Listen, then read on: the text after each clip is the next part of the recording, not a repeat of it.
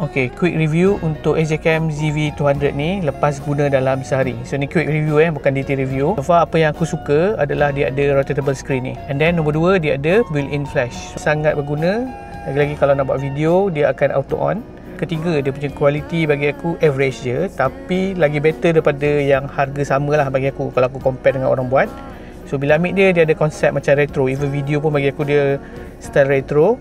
And then benda yang quite neutral bagi aku ada beberapa point. Firstly, dia punya build quality lah, kita tak boleh nak expect sangat. Berat dia dalam 250 gram, medium berat. Build quality pun average, dia hard plastik. Bagi aku okey, tapi mungkin korang akan rasa macam plastiki jugalah. Dia punya UI tak adalah smooth macam kamera mahal kan. Benda yang aku tak suka, firstly dia tak ada wireless connectivity.